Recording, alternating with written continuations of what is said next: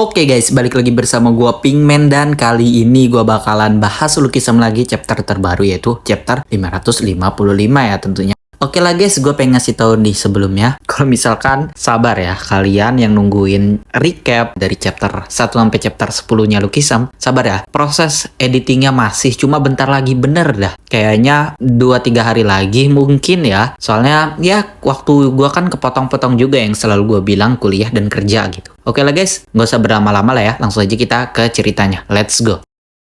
Oke, jadi chapternya dibuka dengan LJ yang bilang di konferensi persnya kalau setelah kejadian Choi Dong-soo dikalahkan, pasti masih ada kejahatan yang tersisa di dunia ini. Jadi, dia berencana buat masuk ke dunia politik biar bisa ngapus kejahatan yang tersisa di dunia ini. Orang-orang yang ada di situ pada kaget dengan keputusannya LJ. Soalnya pengalaman LJ di dunia politik itu kurang. Jadi, gimana LJ bisa ngatasin masalah itu? Terus tiba-tiba orang ini muncul yang namanya Jang Gi-bok. Dia ini ketua partai dari Yong Ho-dang dan anggota Majelis Nasional. Dia ngasih tahu ke orang-orang kalau Yong Ho-dang udah berpikir panjang dan memutuskan buat ngerekrut Kang Da-gyom ke politik secara resmi. Dia percaya kalau visi Kang Da-gyom itu bakalan ngebawa masyarakat ke arah yang lebih baik. Dan terakhir LJ bilang kalau dia mau nyiptain masyarakat yang gak punya kejahatan. Terus panel pindah ke Jinrang yang sedih karena ketiga saudaranya meninggal. Di luar rumah duka pas PHS lagi ngerasa bersalah, tiba-tiba Gi Myung datang. Gi Myung bilang kalau semua ini bukan salah PHS, tapi salahnya Gitae yang udah ngebunuh mereka semua. Tapi tetap aja PHS ngerasa kalau itu salahnya. Gi Myung bilang lagi kalau dia bakal ngantiin Gitae karena kalau terus dibiarin mereka nggak bakal tahu apa yang bakal terjadi lagi. Jadi dia bakal ngantiin Gitae bukan karena mereka punya darah yang sama, tapi jalan yang mereka tempuh itu berbeda. Ama dia juga bilang kalau PS takut PS bisa berhenti sekarang, tapi dia bakal ngelawan Gitae buat ngelindungin teman-temannya. Dan mulai sekarang dia nggak bakal biarin orang yang berharga bagi seseorang mati. Terus panel pindah ke si Ireng ini yang ngumpulin para generasi 1, mulai dari daerah Samchok, Yongin, Paju, Pohang, dan masih banyak lagi. Nggak cuma itu, para generasi 2 juga pada kumpul di depan villa. Dan juga ada satu orang dari generasi 0. Abis itu Gitae datang. Si Ireng ini ngejelasin kalau Gitae itu anaknya Kim Gabrong dan dia itu Raja Seoul. Ama dia juga orang yang ngundang mereka semua ke situ. Mereka semua nggak takut. Malahan mereka semua nantangin Gitae karena udah ngundang mereka semua ke sini. Ama mereka juga ngatain kalau Gitae itu produk sampingan dari Kim Gabrong yang nafsuan. Si Ireng ini sampai ketakutan kalau Gitae bakal ngamuk gegara dikatain. Dan chapternya ditutup dengan Gitae yang megangin dagu.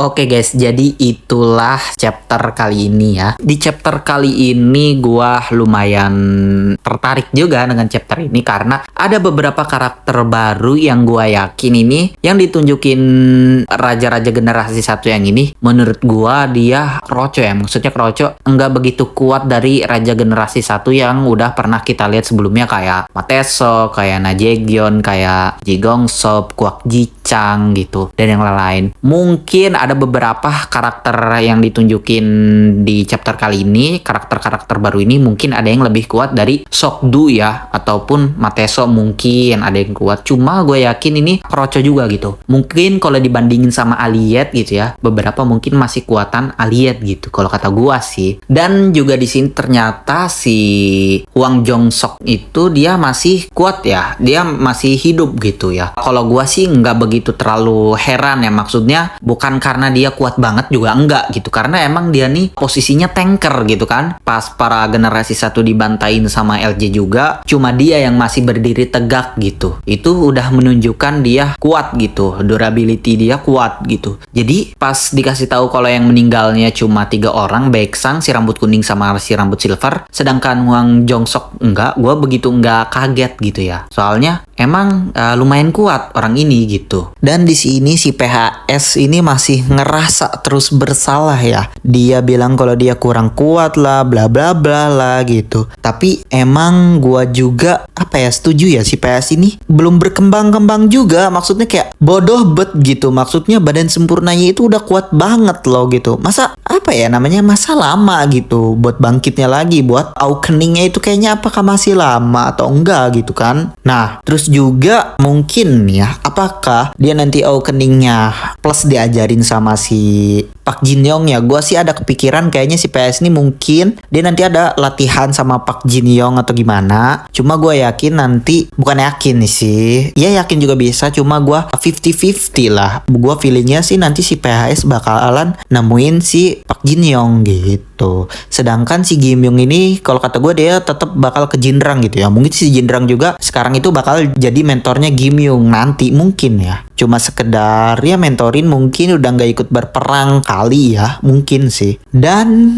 tujuan kita yang ngumpulin para generasi 1, generasi 2 sama generasi 0 juga kan, di situ ada satu orang, itu tujuannya apa gitu. Nah, itu pasti jawabannya ada di chapter selanjutnya gitu. Misalkan kalian ada teori yang menarik tentang itu, bisa kalian komen di bawah gitu kan. Kalau kata gua sih nggak bakalan mungkin bantai-bantai sih. Kalau kata gua dia ngajak beraliansi gitu, siapa yang setuju sama yang enggak gitu. Kalau yang enggak bakal dibantai gitu, atau enggak ya jadi musuhnya gitu ya. Mungkin di chapter selanjutnya ada percikan sedikit ya, pertengkaran sedikit gitu. Enggak sampai ngebantain semuanya, enggak mungkin ya. Dan kayaknya feeling gue juga, gue yakin si generasi 0 ini yang ditunjukin di chapter ini, dia ini bakal berpihak ke kita. Nggak tahu kenapa gue feelingnya begitu. Dan ya lagi-lagi ya, ini kayaknya bakalan gue terus kasih tahu, gue bahas Jang Hyun nih. Jang Hyun kemana guys? Udah itu aja. Jang Hyun kemana? Kim Young aja sampai sekarang masih ada di rumah duka, ada dia nengok gitu kan, berduka gitu. Tapi ini si Jang Hyun ya, dari si Jang Hyun ketemu sama si Na Jae-geon udah tuh hilang, nggak ada lagi kabarnya sampai sekarang ya.